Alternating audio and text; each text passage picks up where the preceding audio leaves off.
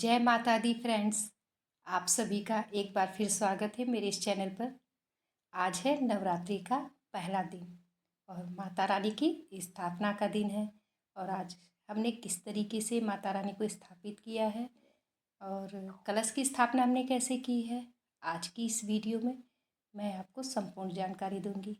Friends, मेरा 9 दिन का व्रत है, तो हमने इस बार पंडित जी से कलश की स्थापना करवाई है। हमारे यहाँ पंडित जी आए थे। तो देखिए, सुबह में बहुत जल्दी उठ कर के सुबह के 3 साढ़े 3 बजे मैं उठ गई थी और मैंने अपने घर की साफ़ सफाई करने के बाद स्नान आदि करके मैंने अपने मंदिरों को अच्छी तरीके से साफ़ किया। और उसके बाद मैंने स्वास्तिक बनाया। तो मैंने हल्दी से स्वास्तिक बनाया है और थोड़ा सा मैंने गुलाल और अक्षत रख करके मैंने चौकी को विराजमान कर दिया। आज नवरात्रि का पहला दिन है और माता शैलपुत्री का दिन है।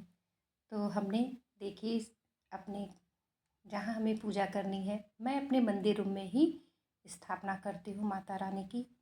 और मैंने एक सुंदर सी चौकी तैयार कर दी है।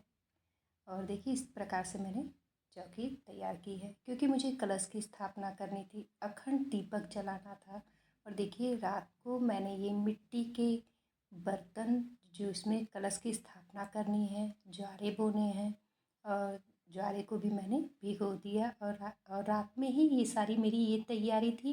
मैंने अष्टदल कमल बनाया है और जिस पे मैं कलश की स्थापना करूँगी और अखंड दीपक की स्थापना करूँगी। तो देखिए फ्रेंड्स, हमारे यहाँ गाय के गोबर से इस तरीके से कलश पर गोथा जाता है और मैंने कंठ पर मूली भी बांध दी है। ये सारी तैयारी मैंने अपने नवरात्रि की पूजा के लिए रात में ही कर ली थी, जिससे कि पंडित जी हमारे यहाँ बहुत ही सुबह जल्दी आए थे।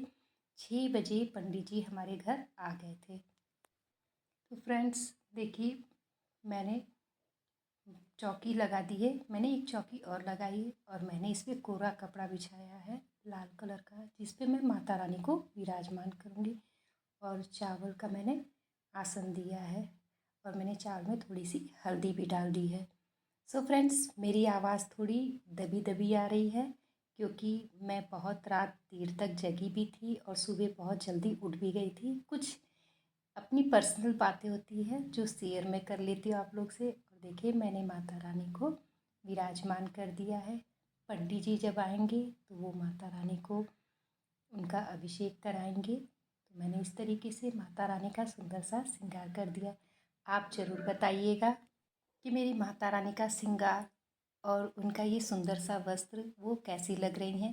देखिए, अभी मैंने लाल कलर की चुन्नी उन्हें नहीं ओढ़ाई है। जब पंडित जी माता रानी का अभिषेक करा देंगे उसके बाद ही मैं उन्हें लाल कलर की चुन्नी ओढ़ाऊँगी। देखिए, हमारे यहाँ गौरी गणेश की पूजा की जाती है। गाय के गोबर से गौरी जी बनाई जाती हैं और सुपारी से गणेश जी, उनको विराजमान करके हमने अक्षत का आसन दे करके विराजमान कर दिया है। हमारे पंडित जी ने हमें कहा था कि आप अपनी सारी पूजा की तैयारी करके रखिएगा क्योंकि नवरात्रि का समय है, तो पंडित जी को बहुत सारी जगहों पे जाना रहता है।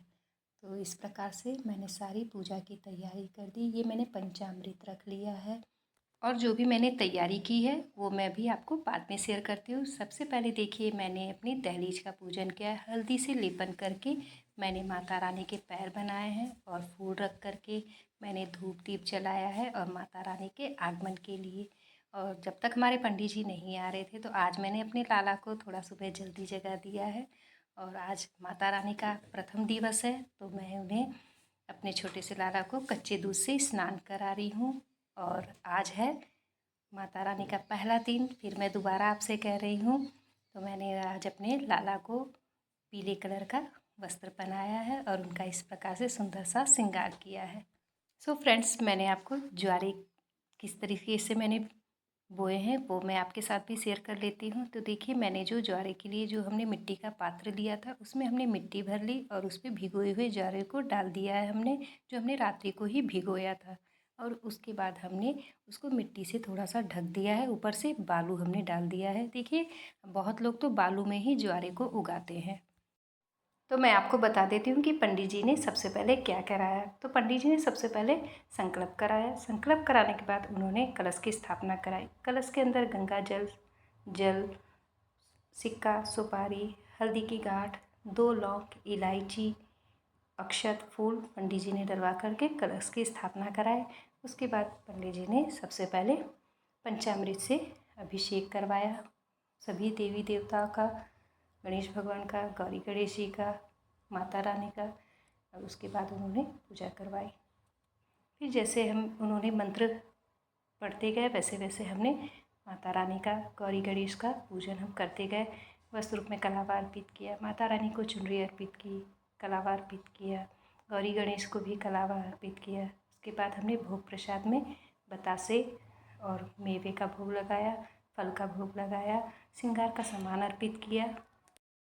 और देखिए हमने अखंड दीपक जलाया है। ये दीपक 9 दिन इसी प्रकार से जलता रहेगा। और आप देख रहे होंगे कि मैंने 2 नारियल रखा है, एक कलश के ऊपर और एक अलग से मैंने रक्षे में लपेट करके रखा है।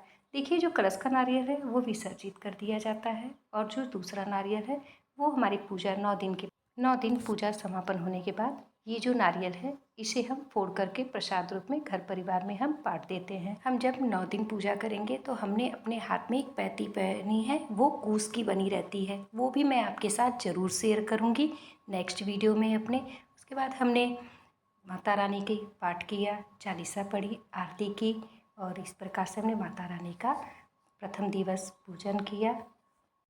आप सभी को जय माता दी, जय माता दी।